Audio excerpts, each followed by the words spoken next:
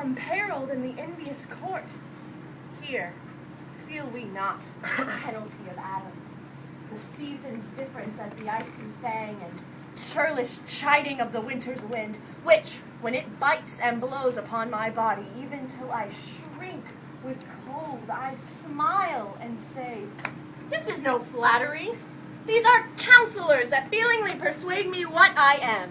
Sweet are the uses of adversity, which, like the toad, ugly and venomous, wears yet a precious jewel in his head.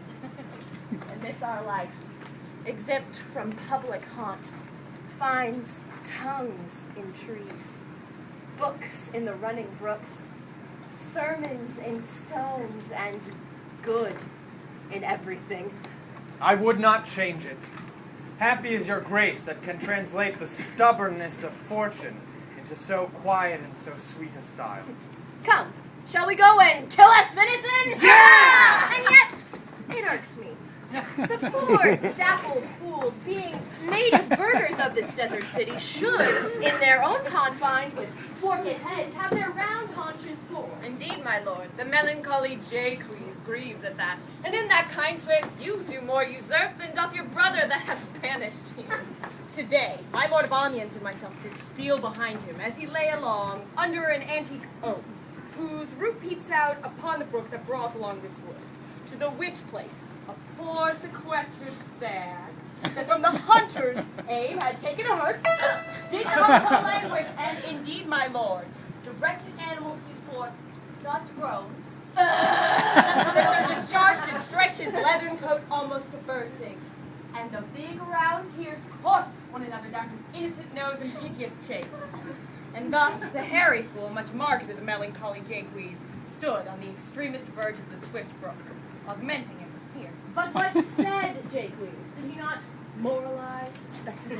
Oh yes, into 1,000 similes. First, for his weeping in the needless stream. Poor dear, quoth he, thou makest a testament as worldlings do, giving thy sum of more to that which hath too much. Then, being there alone, left and abandoned of his velvet friend, 'tis right, quoth he, thus misery doth part the flocks of company. Anon, a careless herd, full of the pasture, jumps along by him and never stays to greet him. Aye, quoth Jaques, sweep on, you fat and greasy citizens, 'tis just the fashion. Wherefore do you look upon that poor and broken bankrupt there?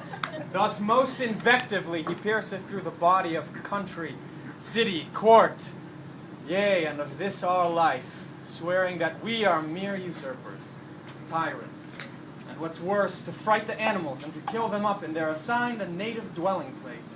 And did you leave him in this contemplation? We did, my lord, weeping and commenting upon the sobbing deer. Show me the place. I love to cope him in these sullen fits, for then he's full of matter. I'll bring you to him straight.